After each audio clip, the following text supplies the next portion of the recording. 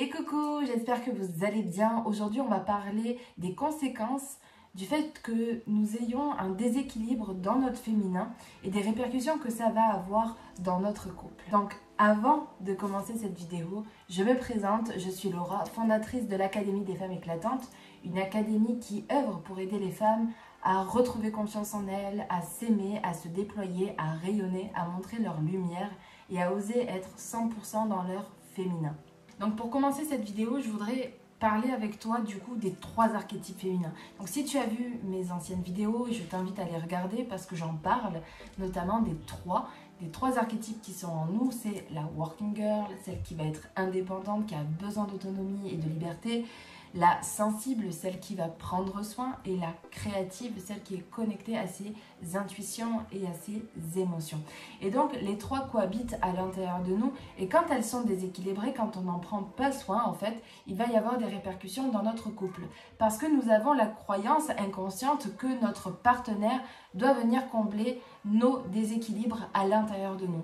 Et quand par exemple la femme indépendante, autonome et tout ça se sent prisonnière de son homme parce qu'elle a l'impression que son homme la domine, ce qui n'est pas forcément le cas, mais elle va avoir cette sensation à l'intérieur d'elle parce que peut-être elle ne se permet pas et elle ne s'autorise pas, et bien elle va avoir un conflit face à l'autre parce qu'elle va croire que son partenaire la bride, par exemple.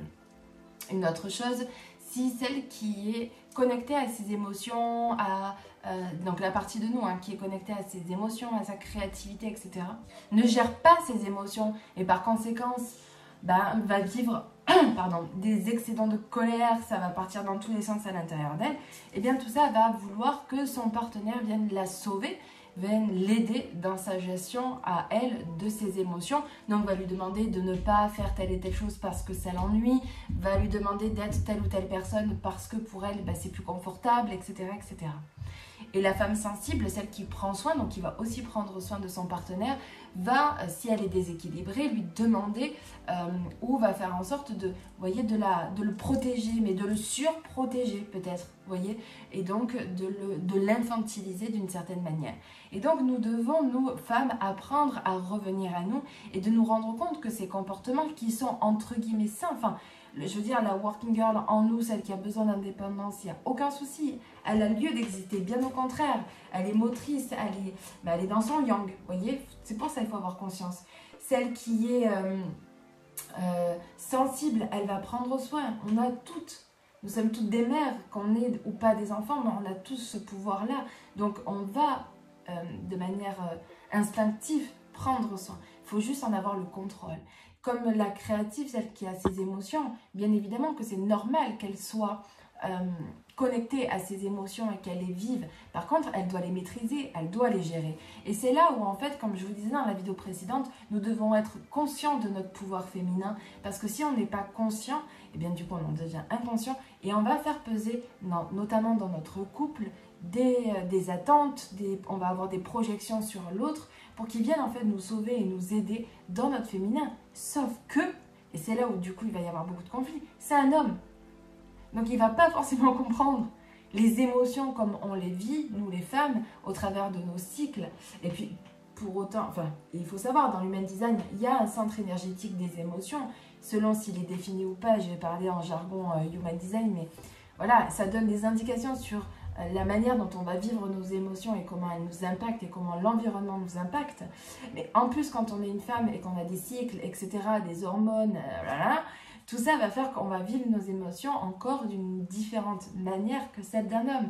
Donc, il est essentiel de ne pas attendre que l'homme comprenne à 100%, qu'il ait de la bienveillance, bien évidemment, il ne faut pas non plus tomber dans l'absurde, mais qu'il comprenne à quel point ça peut nous impacter. Et c'est pour ça que nous devons nous devons prendre soin de nous, prendre soin de ce dont nous avons besoin, prendre soin de nos émotions. Et vous voyez, moi par exemple, quand j'avais beaucoup d'émotions, de tristesse notamment, quand je me sentais pas bien, etc., j'avais tendance à projeter sur mon partenaire qu'il vienne m'aider, qu'il vienne me comprendre, etc., de la manière dont moi j'attends, dans la manière dont moi je fonctionne. Sauf que lui, il fonctionne différemment, il ne fonctionne pas de la même manière, il peut essayer de tendre et d'essayer de comprendre au mieux. Ça, c'est clair, c'est possible, c'est ça leur chemin à eux. Mais ils ne peuvent pas non plus comprendre à 100% ce dont j'ai besoin. Et quand j'avais l'impression qu'ils ne me comprenaient pas, etc., ben je le jugeais pour ça. Et donc je rentrais dans ce cercle vicieux où ben moi je répondais pas à mes besoins, j'attendais que lui le fasse, sauf que lui ne le faisait pas. Donc j'avais donc de la colère vis-à-vis de lui parce que lui ne répondait pas à mes besoins.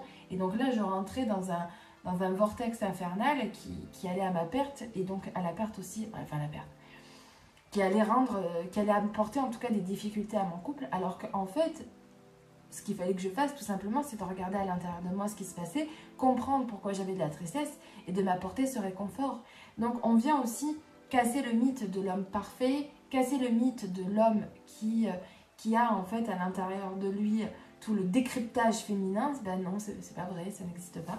Donc c'est à nous d'être vraiment dans cette ouverture, dans cette communication, de pouvoir leur expliquer ce qu'il se passe. Parce que comme je vous disais aussi dans la vidéo précédente, nous vivons dans un monde, enfin c'est mon point de vue, hein.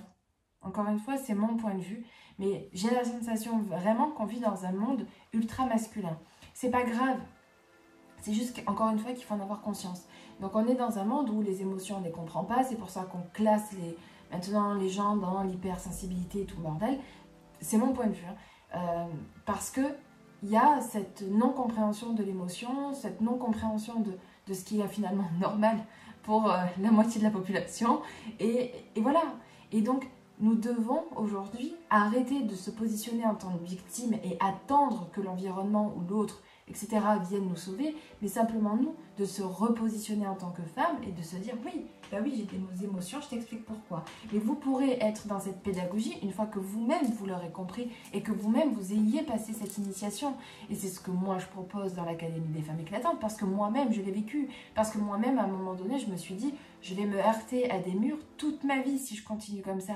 Je vais me heurter en fait à la difficulté, au combat et à la lutte toute ma vie si en fait moi déjà je ne m'accepte pas telle que je suis. Si moi-même, j'accepte pas d'avoir des émotions, si moi-même, j'accepte pas d'être fluctuante, d'être instable. Instable dans le sens, comme je vous disais, c'est pas linéaire. Et tout ça, il faut que je l'accepte. Il faut que j'accepte les parts en moi, celle qui va avoir envie d'être autonome, celle qui va avoir envie d'être libre, et qui à la fois est chahutée par celle qui va vouloir prendre soin.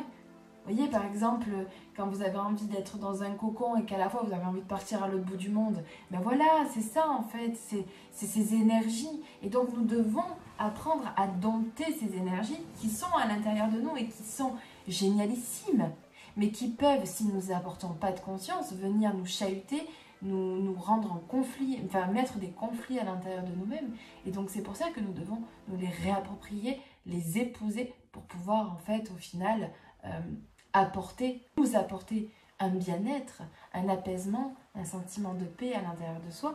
Et en plus de ça, c'est la maîtrise de soi. Ça, je pense que nous avons cruellement besoin aujourd'hui d'avoir une maîtrise de soi pour pas partir dans tous les sens, parce que nous sommes responsables de tout ce que nous allons aussi rejeter vers l'extérieur. Nous avons la responsabilité de ce que nous allons dire, de ce que nous allons faire. Et donc, c'est là où on va pouvoir après se juger si on fait les choses mal. Donc la première chose que vous devez faire, c'est apprendre à vous connaître, apprendre à avoir la maîtrise de soi, la maîtrise de son féminin. Accepter ça à l'intérieur de soi pour que dans notre couple, ensuite, nous ayons beaucoup moins d'attentes et que les attentes que nous ayons, elles soient justes, elles soient normales, entre guillemets. Quand je dis normales, c'est que c'est des attentes propre à vous, parce que chacun a ses propres attentes par rapport au couple, à la famille, au foyer que vous avez envie de créer. Ça vous appartient et ça c'est ok. Et nous avons tous et toutes des attentes différentes et ça c'est ok, encore une fois. La seule chose c'est que vous n'avez pas à faire peser vos manques, vos incompréhensions de vous-même, votre non-maîtrise de vous à l'autre. Ok?